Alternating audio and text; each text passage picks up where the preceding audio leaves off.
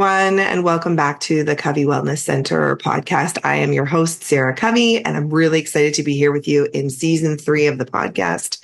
We are talking to writers, authors, mostly local, or people that I have a personal connection with, or both of those things. And Matt Ruttan is one of those people with whom I have a personal connection. We've actually even done some writing projects together. And he's also local to our area. And so we're thrilled to have Matt here on the podcast to chat about his book and about the concepts in his book and just to have a great conversation. So thanks for joining us today, Matt. I'm really glad to have you here. Yeah, this is great. Thanks for having me on. I would love for you to just tell our listeners before we get into the questions, just a little bit about who you are so they can place you in your context and get kind of a sense of who is this guy, Matt Ruttan? Yeah, well, I live in Shanty Bay. So I grew up in Bracebridge and then some time in Toronto, about a decade in Toronto, a bit of time in Windsor, then in Barrie for over 10 years. And we just recently moved out to Shanty Bay, a bit more in the country. So yeah, I'm a pastor at Westminster Church in Barrie. And I've been there almost 16 years. Can't believe it. Wow. But I've been married to Laura, who, we've been married since 2001. We have 3 kids who are brightly on the go, 10, 13, 14. So Yes. that's kind of the life stage I'm at, so father. And I write a daily devotional called the Up Daily Devotional, which, was part of the contributor to this book that we're going to talk about. I have a podcast called the Pulse Podcast, where I do interviews and studies and feature topics and that sort of thing. So that's kind of where I'm at. I cheer for the Toronto Maple Leafs, so it's a stressful time of year. Yeah, I'm sorry about that. It means I'm a person of hope and pain, I guess you could say. Yes, and loyalty. Loyalty. You Yes. Got to cheer for the home team. Yeah, so it's good. That's a little snapshot about me. Yeah, that's amazing. Oh, that's so great. We were married in 2000, so we're sort of around the same season in our marriage. And of course, many of the listeners already know I'm a mom of 4 too. My oldest is 21, which is crazy. Oh, wow. And my youngest is 13. So we have some overlap on the lower end of my kiddos, but it's a busy time. Mm-hmm. So, I love that we can come together and talk about different things. And actually we have collaborated before on a piece for the Toronto Sun on self-comfort and self-care. And so we'll link that in the show notes for people if they want to check that out. But we've really always enjoyed talking about topics together and exploring them. And it's important to me, as listeners know, we have a wellness bookshop here on site. So for local people, we have a really beautifully curated stack of health and wellness and spiritual focused books, along with a whole bunch of other wonderful products. But we like to raise up local authors, obviously. Bookshops are the friend of local authors. And so we're really excited to feature this devotional that you have. So tell me about the origin story. So I know you have been writing a daily devotional for a long time, and that you have an email list that you send that out to. And this is a compilation, if I understand it correctly, under sort of the topic of turbulence and finding your way in life's storms. I'm not sure if I got the subtitle perfectly right, but that's the concept. So tell me a little bit about that origin story, if you will, and what made you want to put together this collection specifically? Yeah, so I've been writing a daily devotional called Up, or the Up Daily Devotional. I think it's like over 9 years, going back to 2015. Wow, that's a lot of devotionals. It's a lot of devotionals. So it comes out 5 days a week, and it's really short. So the idea is you can read it usually in about a minute or less. Yeah. Kind of biblical, down to earth, kind of a short piece. So this isn't long, and it's probably about a minute if you read it on email. It comes out on social media. There's also a podcast version now, so you can search for that on your platform. Yeah. So that usually, it's a bit longer to listen to something. So that's closer to 2 minutes. So it's still relatively short. And so I've been doing that, and it's a big project. Obviously, I enjoy doing it, but when the pandemic hit, things changed, in the world, and so many of the social things that we did, just all of a sudden we couldn't do anymore. So we were live streaming worship services. By the grace of God, get this, someone donated, thousands and thousands of dollars of live streaming equipment 9 months before the pandemic hit. So really? It's kind of crazy. Yeah. Wow. So it hit, and we just didn't miss a step. Yeah. And so that was amazing. So you could do that. You could do online meetings, but, in terms of going into nursing homes to visit people or youth groups, that sort of stuff, it really changed a lot of that. So I do a lot of online stuff anyway with this and podcasting and writing. And so with a bit of extra time for not being out in the community doing things, I thought, I'm just going to focus these efforts maybe in putting a book out. I had already done one related to the devotional, but I wanted to do one on the theme of hardship and turbulence. And I thought turbulence is a good phrase, right? Because we use it metaphorically for hardships and challenges. Yeah. And it kind of came out of I was flying to a conference in the States somewhere, and I say this in the introduction to the book, and I was there, and you know how you get on a flight and the pilot or an automated voice starts talking about what happens, if this, there's where the exits are, and you take the mask and you put it on yourself. And that's the person doing this at the front. The person doing the motions. Yeah, with the hands. Yeah. And no one's listening. Like no one's true. It's as if this is, irrelevant information. Maybe the person on their very first flight is listening, but beyond that, no, they're not paying attention to the exits. Yeah. So the flight starts, and there actually was some turbulence, and that voice comes on, experiencing some turbulence, get back to your seats, and all of a sudden, everyone is now paying attention very pulling closely. Out their pamphlets. Yeah. So people, and I looked around and noticed that some people they've got their head back on the seat, and they're like, what are they doing? Their eyes are closed. Maybe they're just concentrating. I'm thinking, some of them are probably praying, right? Like, oh my goodness. Yeah. So, I don't know, that sort of said something to me. I think when we're experiencing hardship and turbulence, and there's change in the world generally and in our lives specifically, even if it's difficulty, we're open to change in a more substantive level. So I thought maybe there's an opportunity to, maybe an opportunity to bring together the book specifically on the theme of hardship and challenge and storms, quote unquote. And that center will be helpful to people who are experiencing a storm in the world and probably in their own lives specifically. So I wanted to kind of hone the topics down to that issue of storms. And even, I think it's relatable because, you're either in a storm, you've been through a storm, or you're one phone call away from a storm. So we just have these challenges that face us in life. So then started to write it and pull itself together. It's not long. It's super small, 150 devotionals. And actually, a little known fact about it, my daughter, she's 14 now, but she was 11 at the time, has written the postscript. So she wrote a recess problem. So she actually has a little contribution in the back as a young, 11-year-old writer. Yeah. Yeah. Oh, I love that so much. That's great. Mm-hmm. Well, I mean, there isn't one person who's listening to this conversation that doesn't relate to this, right? Like we've been through some things, or we're currently going through some things, or we know there will be some things ahead of us. And they take the amount of turbulence, just like the metaphor suggests, it can be quite daunting and for a long period of time, or it can be quick and still disruptive and a little bit, troubling, and everything in between. And so, my guess would be that, people would have different points of entry to this, depending on all of those factors that are creating the storm and the length of those storms and the intensity of those storms.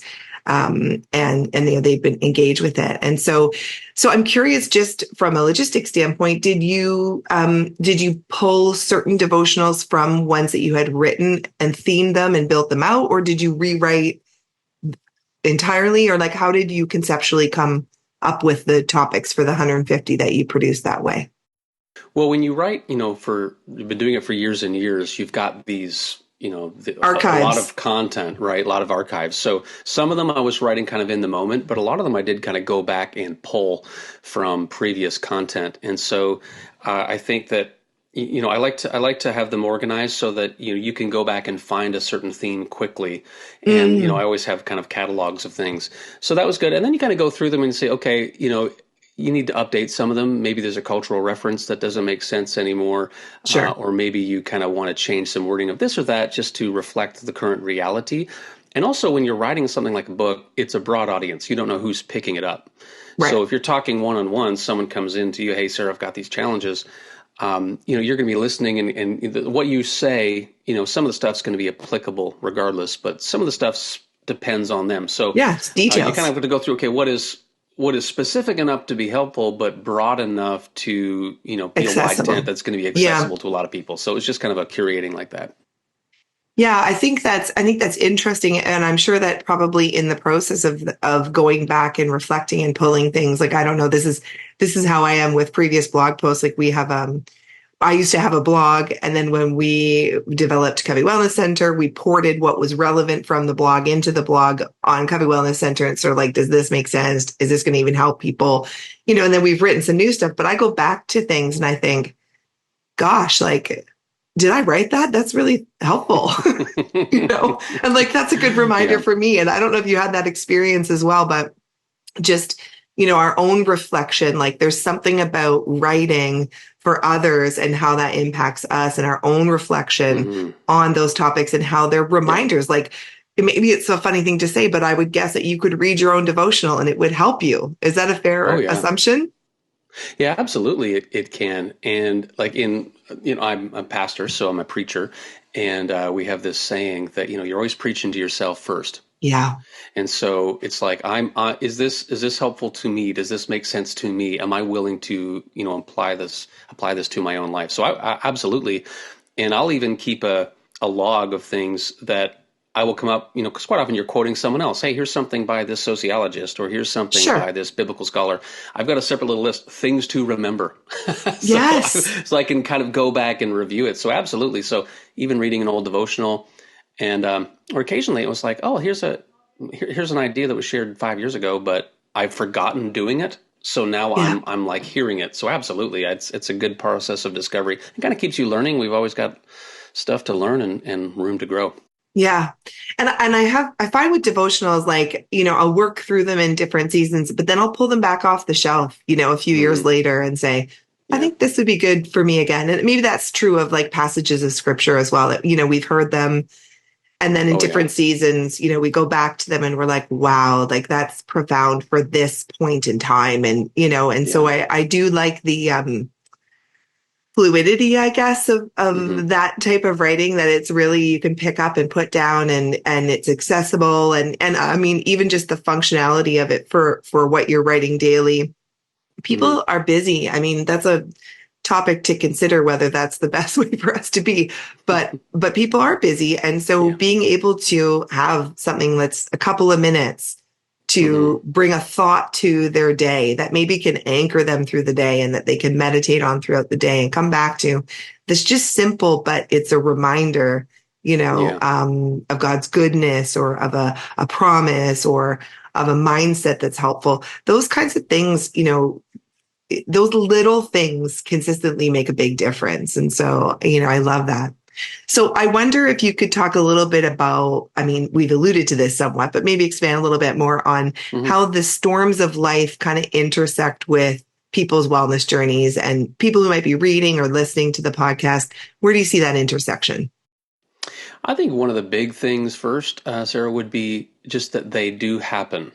Life is difficult. Life is challenging. So it's not an if, but a when. And that's, I think, something that we can agree with mentally. Oh yeah, I agree with that. But practically in our hearts and minds, do we actually know that life is difficult? Yeah. And I think one of the reasons in our kind of modern time that this is important is because, I grew up in the 80s. So I was born in 77, grew up in the 80s, into the 90s. So, that was one of the most stable periods in human history. Yeah, it really was such a stable period. When you talk about, sure, there's conflicts here and there and things happen, but compared to now, the chronic anxiety in our culture, this contagion, that's a whole other topic, but just world instability, war. Like most people through human history are used to wars, or international wars, bloody civil wars, depressions, financial problems, disruption of all types, disruption of all types. Yeah, and so. It's like nowadays we can sometimes, if we're not careful, expect that, life is going to be smooth sailing. Sure. And if it isn't, oh my goodness, everything's falling apart. No, actually the norm has been through human history, trials and disasters. So, so when I say this, this isn't being overly negative. I think it's actually a very helpful posture. Yeah. So if you have a day, you have a day, you're like, today is, my expectation is today is going to be perfect and smooth. Or this year's going to be perfect and smooth, and then all of a sudden something happens, and I'm like, oh my goodness, the sky's falling. But if my expectation is, life is hard, and so it's not if, but when. So that will come, and am I equipping myself to handle it and to deal with it? So, and I think that's important. I think the other thing I would say is storms do shape who we will become on the other side of those storms. So it's kind of a thinking proactive, and it's maybe when we're experiencing a storm, it's not something we want to hear, but they are shaping us somehow. Mm-hmm. And so if we're thinking proactively ahead of time, how might I be, who am I becoming? Then I think that's a better, healthier way to look at it. But I think they will intersect. So how we think of it as it's preparing us for the person we will become. Mm-hmm. Yeah, there's so many, metaphors and stories and testimonials of people who are like, I went through this thing that I wouldn't wish upon anyone. Mm-hmm. And it was so hard and it, ripped me to my core. But there was also, this, beauty that came out of it and this learning that came out of it. And I am not the person I was before. And I'm so glad that I now have this stability in my faith, this perspective on life, this connection to my partner, like even in couples work, people who are doing the hard work of staying together through the challenges of life. I mean, the resilience in their relationships, like they're deeper and they're stronger as people navigate those storms together. And you've been through some things and your bond is tethered, and so, there's just so much wisdom in that. And so many people, who are writing about this topic because it's a topic about humanity, that we are going to face trials. I was even thinking when you were sharing before, I'm not sure if you're a Matt Carney fan. Do you know the artist Matt Carney? I don't know him, no. He's wonderful. You should check him out. He's really incredible. And he writes a song that there's a lyric in one of his songs that says, "We're all one phone call from our knees."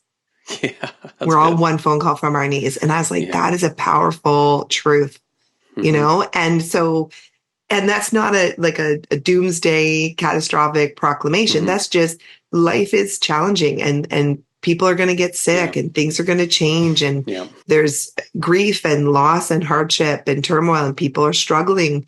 And those are the realities. So, how do we navigate that turbulence and how do we maybe not welcome it, but recognize it as a normal part of life and find our resilience through it and find our tools and our anchors and all of those things. Yeah. There's so a very great practical dimension to that. Yes. And it's about reality. So what is, what is reality? And with our feet on the ground with that. And when you look at, the biblical story, we live in a fallen world.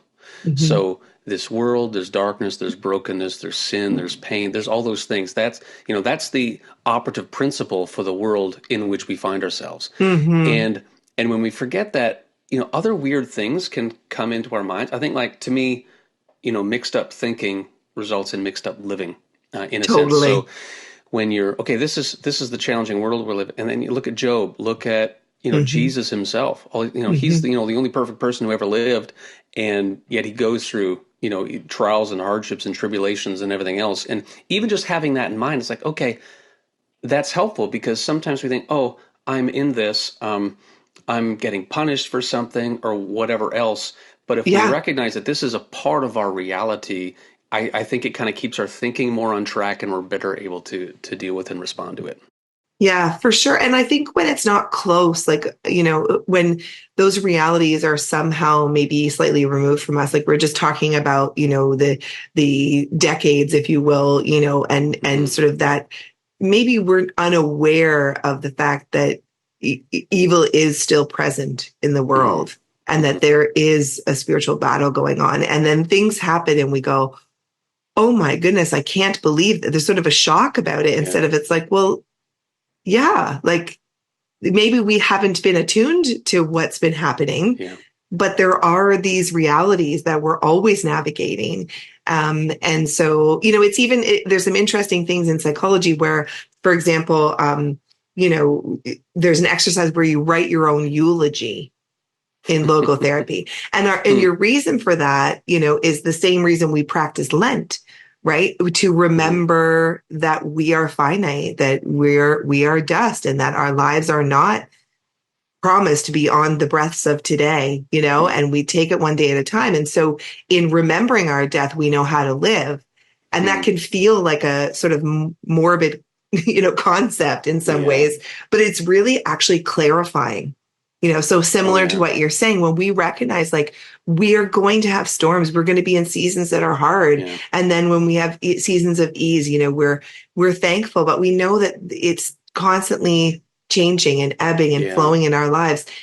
There's an acceptance that allows us to, isn't there that expression where, and I don't know if this is actually, I think this is true in navigation, but I'm actually not a sailor, but I think there's that expression where it's like, if you hold on to the sort of steering, the wheel too tightly as you're navigating waves and things, that's not going to serve you. There's a little bit of a looseness of the grip to kind of be able to flow, excuse me, and to find your course, and so I think there's a bit of that when we have that acceptance, there's a bit of that, sort of flexibility that allows us to roll with the waves, if you will, a little bit, and not to grip too tightly, just knowing that we're still navigating, but it's going to feel a little bit, does that make sense?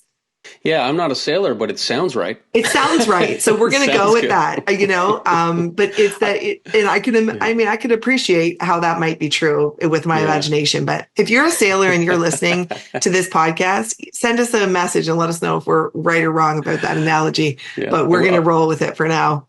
I will insert one quick illustration about mortality. And I think that's a really, really good, it does, being aware of your mortality and the difficulty, the shortness of life, can really help you focus on priorities, what is really important. And the illustration is this, just a quick one.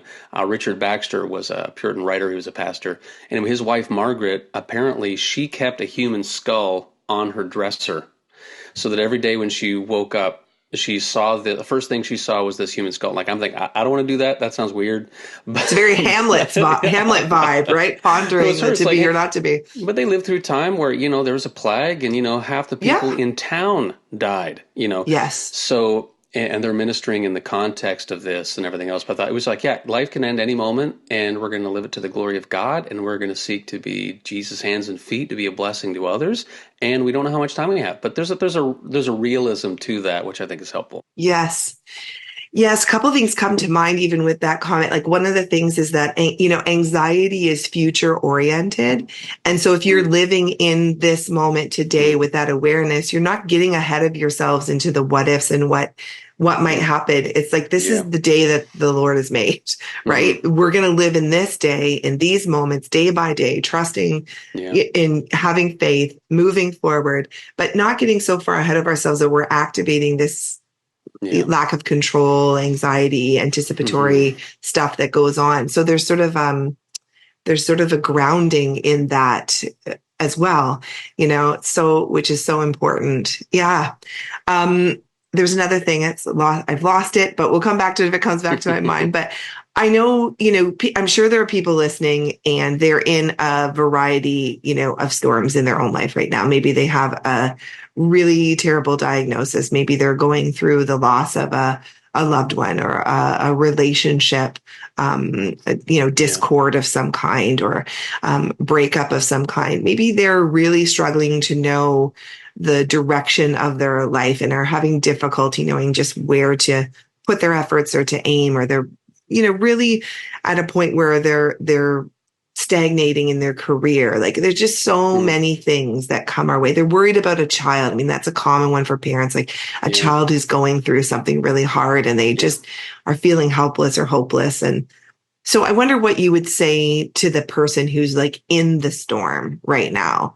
How do you think, your devotional might help, but just in general, what's the encouragement to that person in the storm right now? Yeah, well, to that person in the storm, I would say, sorry that you're going through that. As someone who's lived through some valleys myself, it's a hard place to be, and it's challenging, it's difficult, it's dark, when we hear in Psalm 23, the valley of the shadow of death, people who are in those moments know what that is like. Maybe it's not a threat of physical death, but there is something else dark. The shadow, it's a challenge, So, so I'd say in terms of the devotional and the book, again, I'd reiterate it is a one-way thing. So I'm putting out this content not knowing who is there. So, if someone was with me personally, you might say different things. But I think with the book and the devotionals in general, I think I would kind of put put the help that it might provide in kind of two categories. One would be perspective, and one would be practices. Okay. So, perspective in terms of how we're thinking. And, I just jotted down a few ideas here. So the idea of perseverance, for example. And so a perspective would be, James 1, he talks about consider it pure joy, brothers and sisters, whenever you experience trials of very kind, because you know that the testing of your faith produces perseverance. And that's a hard thing to hear if you are in the midst of something. And when you're in the storm, you don't always want to be like, oh, there's a silver lining, because you're just dealing with it. Could be a bit bypassing to do that, to just rush to the exactly, reframe. Oh, this is going to be great. It's like, no, you're in it now. That's not the time for those comments. Yeah. Exactly. But there's a perspective piece about perseverance, or maybe there's something we're learning about hope, Yes. Hope is so powerful. Yeah. Hope is knowing that better is coming.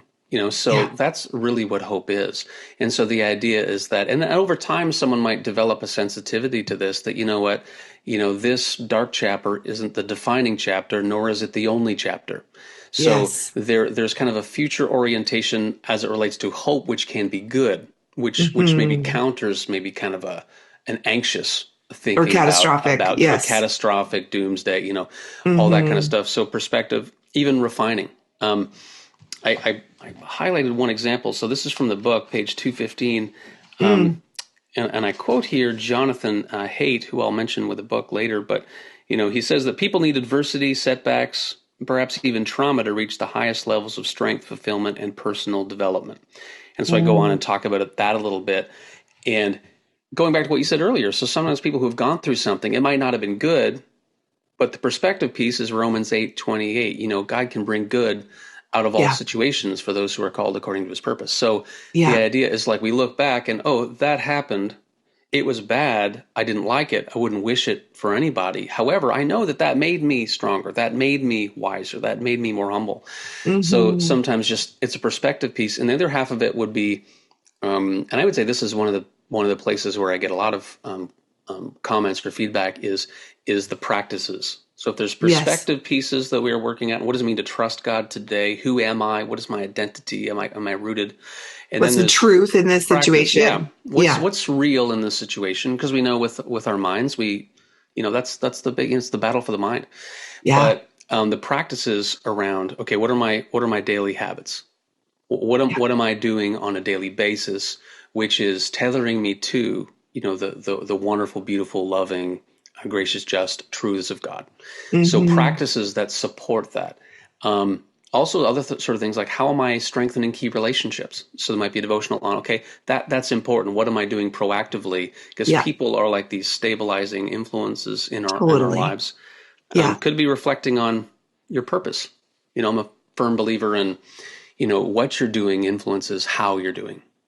So sometimes we put the order in the reverse, but maybe it could be reflecting on how am I living out my purpose, even in this job that is difficult, even as I'm ill, or even as someone I love, or maybe a child is ill. And a fourth category of practices could be, okay, so it's the battle for the mind. That's very important. What is the truth in this situation? And then, so how am I translating that into my social media habits? Or my online habits, which have a massive impact on me. So how am I setting healthy parameters? So perspective on one side, practices on the other. So I think the book and the devotional tries to blend those two. Yeah. But what is real, and then how am I living in a way that is good? And Jesus is, what God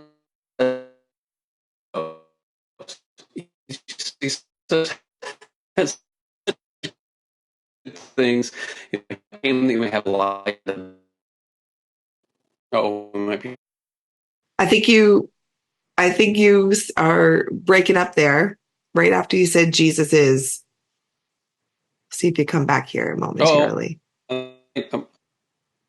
That's okay. Wes will take this out once we get back solidified. Not yet. It was probably me. Okay, I think you're back now. So let's pick up. Tell me when things look normal. You were saying practice. Okay. You're good now. Can you hear me okay? Okay. Yeah. I can hear you. So you were saying you were just starting to say Jesus is, and then Yeah. you cut off. So I don't know if you can remember or Okay. pick up on that second half of what you're Yeah. saying. Yeah. Yeah, Okay. Jesus is just so amazing. He always has these great things to say, right? And he says that he Yeah. came to we may have it life and have it abundantly. So just looking to him, not only with perspective, but practices is always so great for us.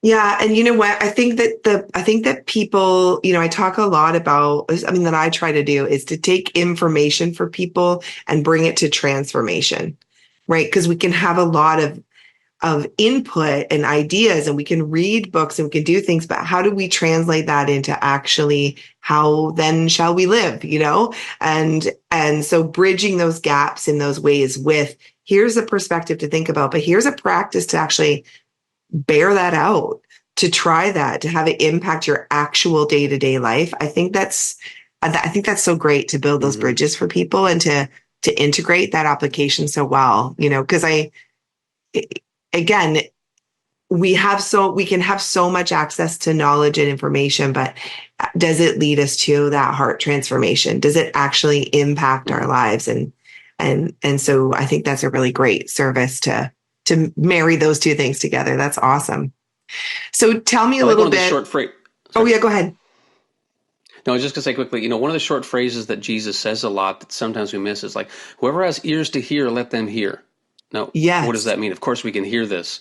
But, in the Bible, to hear and not to do is to not hear. Yes. So real hearing involves, following up and living such a way. And there's Yeah. various terms in the Bible that capture that. But I think that's the challenge, and that's also the hope, and that where the great, I don't know, the great potential is kind of putting these things into practice. That's what we Hmm. need. We don't want it to be up here. We want it to be here. So trying to make that happen, if it helps with that, then that's great. Yeah, that's so true. And when we're in a storm, we often feel stuck, right? Like in the emotional, world of therapy, we're often saying no feeling is final. And when you feel Mm. really stuck, you feel Ooh. like that's not going to shift, that you're just going to feel this way for that long, or you're going to be in this situation. It's relentless. And so then you get into the helplessness and hopelessness. But when you can say, Mm. you know what, I can translate something into action. I can take some agency. I can make some choices and take some steps within what Mm. I do have control over in this situation. That can feel very empowering. And so I think that's really important too. That's great. So just as we're wrapping up, it's a great conversation. I'm sure we could go on for a lot longer about the storms in people's lives, and we would both, I'm sure, be happy to. And we'll give some information about where people can follow up with you, Matt, to hear what you're doing and to get involved with your work. But in this season, our final question for all of our guests is, what is currently on your bedside book stack? That's what I call it. I think if you don't call it that, you still know what I'm talking about. Mine was getting seriously unruly recently, so I had to sort some out, pare it down, and Yes. get back onto it. But I'd love to hear, a couple of titles that are inspiring you, and Uh-huh. encouraging you these days. We love a good book recommendation here at the center. So Wow. tell us about your bedside book stack. Wow, I love this question. I'm a big book person like you are, so I narrowed it down to 5 that I've got my thumb in right now. So I'm going to say them quickly because I love this stuff. The first one is The Deconstruction of Christianity. Mm, What it is, why it's destructive, and how to respond. Elisa Childers and Tim Barnett. I've had Elisa on my podcast. Basically, some of the main criticisms of the faith that people like, how to respond to some of those, and particularly, I'm reading it with a view to kids going off to college and university. Worldview mm, questions. We need to be able to know and explain and defend our faith. Those main criticisms and challenges should be coming first from parents to understand yeah. and equip.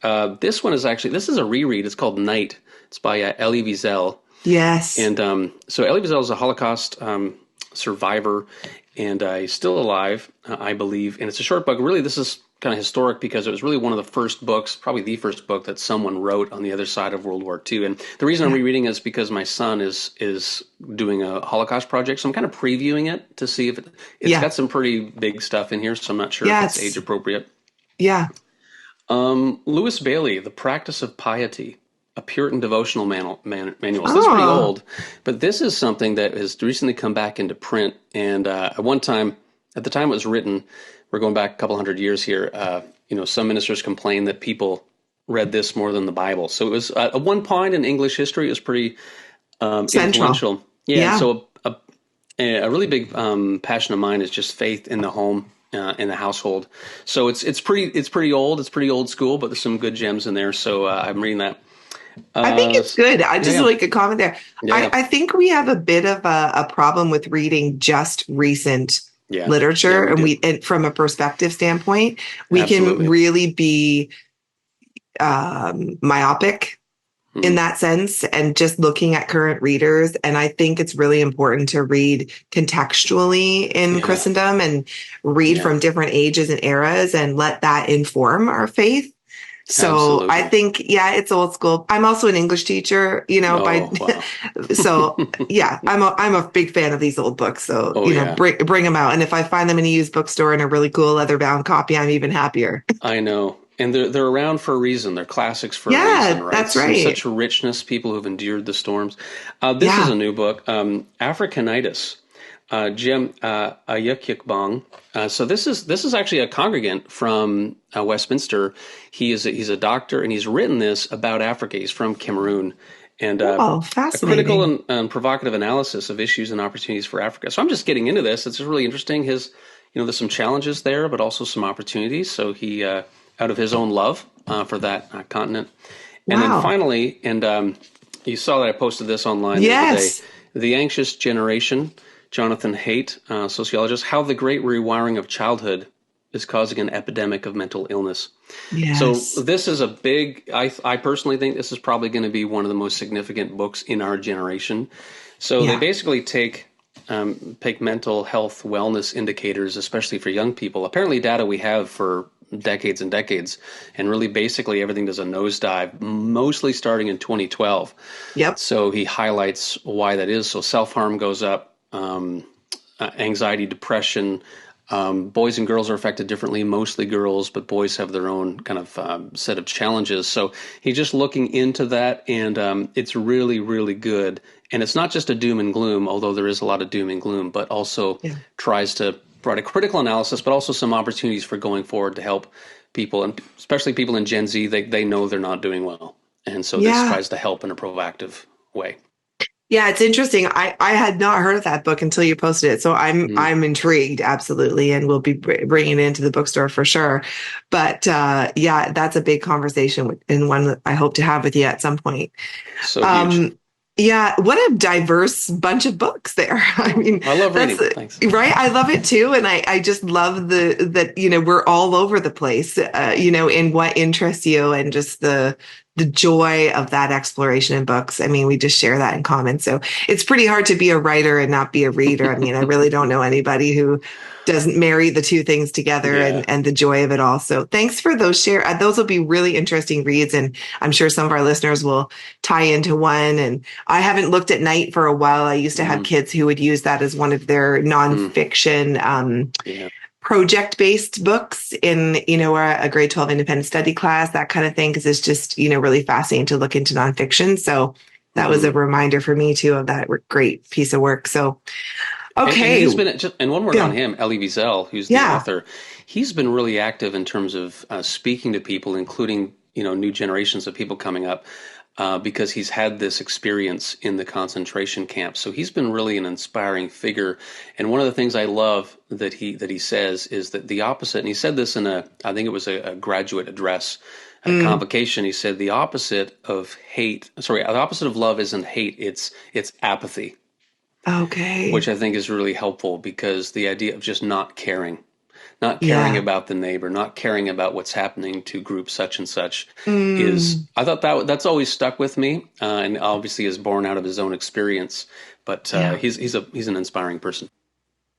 Yeah, I definitely think there's wisdom in that when we stop having a reasonable level of sort of proportional empathy for Hmm. things, and or we start to become numb and Hmm. apathetic to things, that's a really big red flag for how Yeah, we're doing societally, but also ourselves, right? We should and it's be understandable too. passionate. Like, I think we see so much in our digital content, news, trauma, blood, all the Oh, time. yeah. It's natural in a sense because the human can't process and retain all this. I can't be equally outraged all the time at everything that I'm That's right. seeing that people in previous generations didn't. So Yeah. it's a challenge. So how do we be lovingly engaged in a way that makes sense and not be overwhelmed by the Yeah. tsunami of craziness that comes at us? It's a challenge. You got to be proactive or else you just get flooded. Totally. Yeah. Yeah, I love though that you have so many diverse voices in your book stack and that you're just curious about all of it. I think that's so great. Well, Matt, just as a way of wrapping up, where can people find you? So we'll make sure we put all this. So if you're driving and listening, we'll put it into the show notes so that you can find Matt, and his resources and so on. Where's the best place to connect with you? I would say 3 places. One, MathewRuttan.com. So that's kind of my online home base. So you can link to everything there. The devotional, you can link to the devotional there. TheUpDevo.com is where you can link to the podcast, to the online. You can read samples. You can link to the Turbulence book we've been talking about. And then Westminster Church in Barrie, 10:01 every Sunday. I'm preaching and teaching there most Sundays. So that's it. Yeah, so those are your points of connection. So that'll be great. Well, thanks again so much for your time today. I really enjoyed this conversation. I know it's going to resonate with our listeners. Again, the storms are not if, but when, and our resilience through them and navigating them with tools and supports and resources, that's so important. So just thank you so much for putting that out into the world for people as something they can grab during life storms. That'll be great. And for those of you who are listening, if you are going through a storm right now and you need some support, that's what we're here for at Covey Wellness Center. Not only will we have those books and resources for you, but we also have, trained professionals here to help you navigate. And if you are struggling, we want to show up for you in the ways that we can here as therapists. And so do reach out to us through our contact us page. Everything is Covey Wellness Center to find us, as most of you already know. But we would love to hear from you and do what we can to support you through those challenges. So we look forward to our next episode. And thanks again for tuning in today. Thanks, Matt. I'll see you next time.